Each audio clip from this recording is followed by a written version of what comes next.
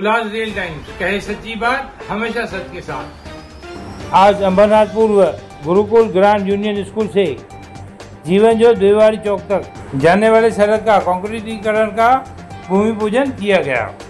गुरुकुल school जाने वाली यह कच्ची सड़क कई सालों से अधर में लटकी हुई थी और यहाँ पे आने वाले छात्रों को, स्कूल में आने वाले छात्रों को काफ़ी तकलीफों का सामना करना पड़ रहा था और यहाँ पे रहने वाले सोसाइटी में लोगों को भी आने जाने में कई दिक्कतों का सामना करना पड़ रहा था।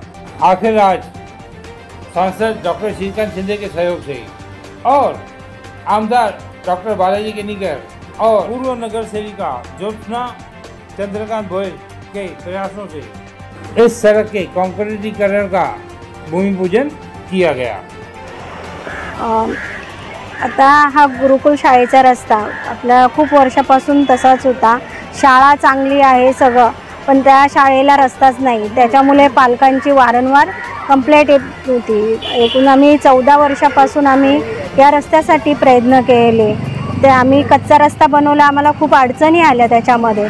त्याच्यानंतर आता आपले महाराष्ट्राचे मुख्यमंत्री शिंदे साहेब यांच्याकडे हा प्रश्न आम्ही नेला आणि त्याच्यानंतर आम्हाला त्यांनी सांगितलं हा महत्त्वाचा विषय विद्यार्थ्यांसाठी खूप हिताचा विषय आहे, त्याच्यामुळे त्यांनी लवकरात लवकर मंजुरी पण दिली। आपले बालाजी केनीकर साहेब यांच्या निधीतून आपण हा रस्ता बनवतोय आणि ते मोहनपुरममध्ये असलेले चव्हाण फॅमिली त्यांचे प्रयत्न, शाळा आपली गुरुकुल शाळेचे खूप प्रयत्न, त्यांनी तर 22 वर्षापासून म्हणजे या रस्त्यासाठी प्रयत्न करत होते। तर आज सगळ्यांच्या प्रयत्नाने आपल्या या रस्त्याला मंजुरी आणली आणि सर्वांचा सहकार्याने हा रस्ता मंजूर झाला आणि सगळ्यांनी सहकार्य केले हा रस्ता बनवण्यासाठी। त्याच्याबद्दल मी सर्वांचे धन्यवाद करते। संवेदनशील मुख्यमंत्री, कार्यसम्राट खासदार श्रीकांतजी शिंदे, स्थानिक आमदार डॉक्टर बालाजी केनीकर साहेब व कानसई विभागातील सर्व ग्रामस्थ, त्याचबरोबर ग्रँड युनियन स्कूलचे सगळे पालकवर्ग यांनी मागणी केलेली होती मुख्यमंत्र्यांकडे की हा रस्ता काँक्रीटीकरण झालं पाहिजे। गेले कित्येक वर्षापासून हा प्रलंबित विषय होता। स्थानिक नगरसेविका